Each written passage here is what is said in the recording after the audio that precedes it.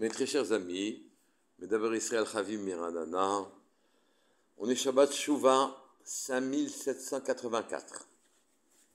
Ce Shabbat précède la fête de Yom Kippour. Vous savez qu'à Kippour, c'est un jour merveilleux où Akadosh Baruch Hu efface nos fautes.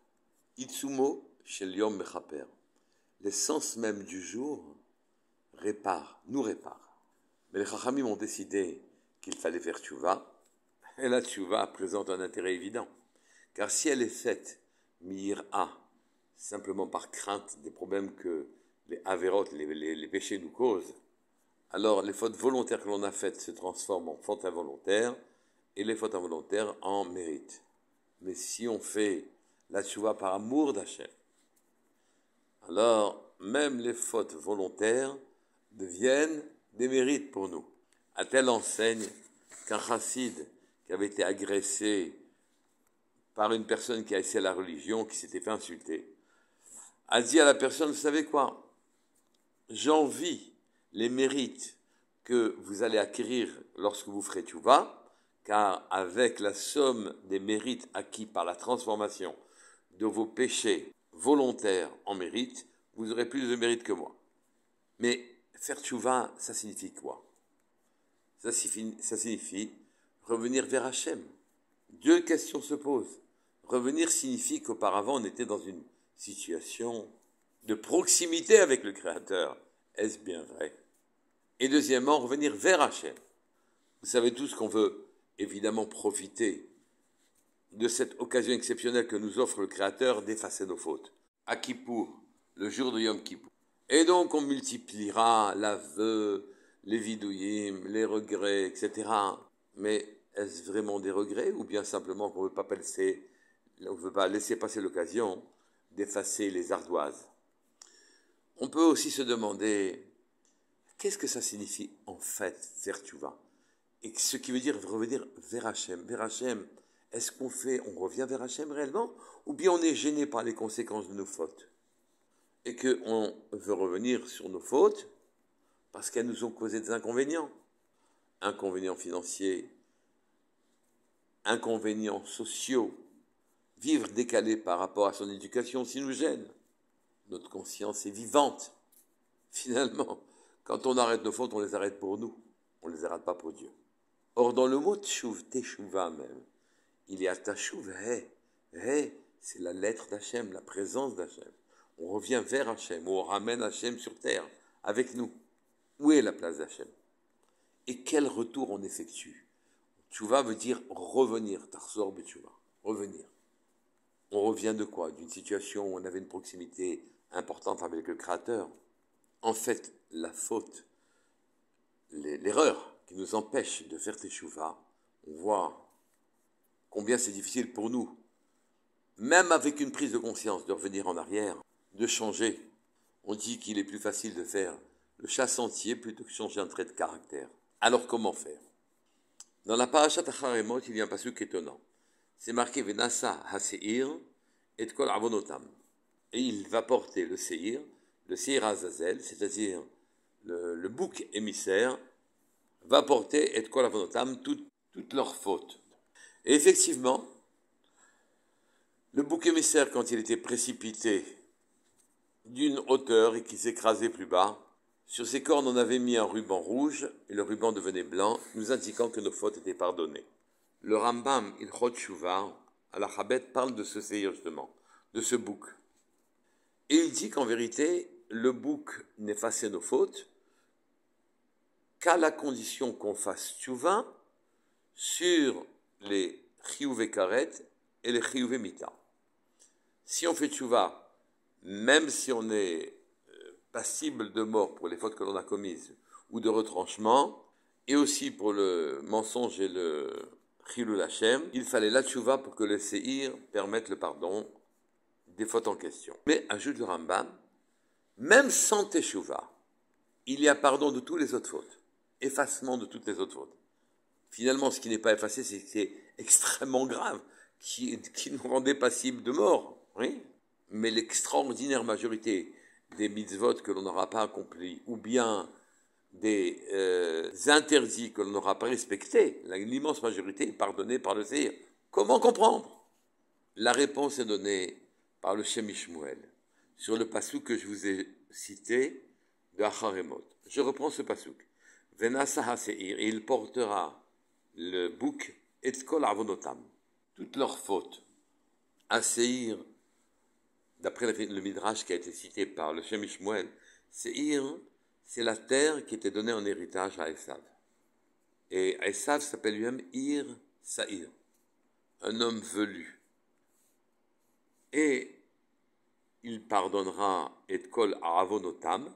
C'est comme si c'était écrit et kol avonot, il pardonnera, il effacera nos péchés, avonot, tam, de celui qui est tam, de celui qui est intègre. Qui est l'homme intègre par essence?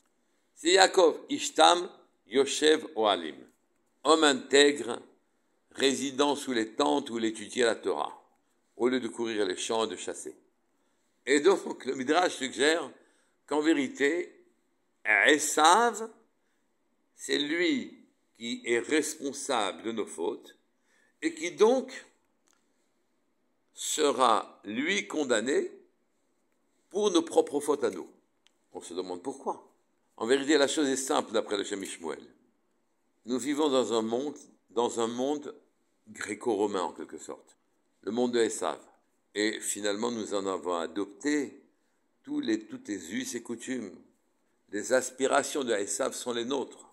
Esav met en avant la compétition, l'orgueil, l'ordre violemment défendu, l'absence de mansuétude et de miséricorde. Une société ordonnancée, policée, qui fixe toutes les règles et qui distribuera les médailles à ceux qui ont respecté ses lois, ses us et coutumes. Les Grecs ont dit « Abandonnez vos lois et vous vivrez une belle vie matérielle. Et sinon, on vous tue. » Les Romains ne nous ont pas épargnés non plus. Nous vivons baignés dans une culture, la culture de Esav. Ses aspirations sont les nôtres. Ses coutumes sont les nôtres. Je ne parle pas de ses coutumes religieuses. Je parle de la manière dont Esav fixe les buts de sa propre vie. Et les Juifs se laissent aller à aspirer à ce à quoi Esav aspire. Eux aussi, ils ont fait des universités. Eux aussi, ils s'adonnent au plaisir matériel. Eux aussi, ils refusent la présence divine. Ils se laissent aller, les Juifs. Et ils prennent le chemin de ces goyim et font mieux qu'eux en quelque sorte. Finalement, on parle d'une perversion dans la propriété et c'est Marx qui théorise cette chose-là. On parle d'un instinct bas qui dirige toute notre nature et c'est la psychanalyse qui monte. Les Juifs se disent comme les goyim, juste un peu mieux. Ce ne sont pas les minhagim de nos pères, ce ne sont pas les coutumes de nos pères, ce ne sont pas les aspirations de nos pères.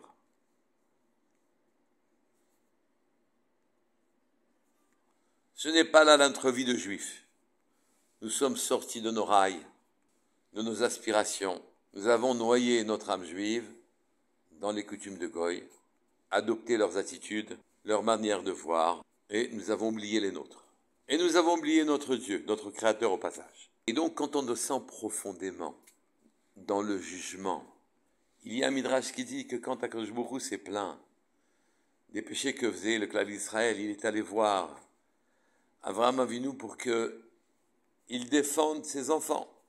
Et Avraham Avinu, à mot d'Achesed, qui est plein de Chesed, a dit ils ont fauté, qu'ils payent. Que je voudrais aller voir Yaakov Avinu, celui qui est plein de Rahmanout. Il lui a dit, tes enfants ont fauté. Yaakov Avinu a dit qu'il paye. Il est allé voir Yitzhak Avinu, donc il est descendu avec précision. Le din est précis, le jugement est précis. Et Yitzhak lui a dit, écoute, ils dorment, disons, 8 heures par jour. Ils travaillent 8 heures par jour, ça fait 16 heures. Ils sont occupés à remplir leurs besoins, ils mangent, et tous leurs besoins corporels, 4 heures par jour. Il reste 4 heures. Ou tu leur pardonnes pour ces 4 heures, ou là-bas, effectivement, ils peuvent fauter, ils ont fauté. Ou sinon, je prends 2 heures sur moi, et tu prends 2 heures ce soir, que je me et tu leur pardonnes. Donc quand on règle les choses avec justesse, dans les dynimes, par un jugement qui va dans la précision, et qu'on départage clairement les responsabilités, qu'on voit où on en est. Alors quand on regarde le fond du problème, c'est Esav qui a perverti le monde, qui a amené la perversion, et qui nous a pervertis à nous. Nous sommes responsables, naturellement, de l'avoir suivi, mais celui qui a donné le ton, c'est Esav. À la base, nos âmes sont pures. C'est cet état qu'il faut retrouver. Nous le connaissons. On dit Kulam Tzadikim. Nous pouvons être Tzadik.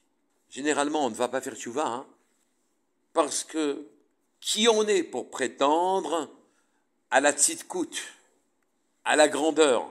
Et de plus, nos efforts sont généralement inefficaces. On retombe lourdement dans nos errements.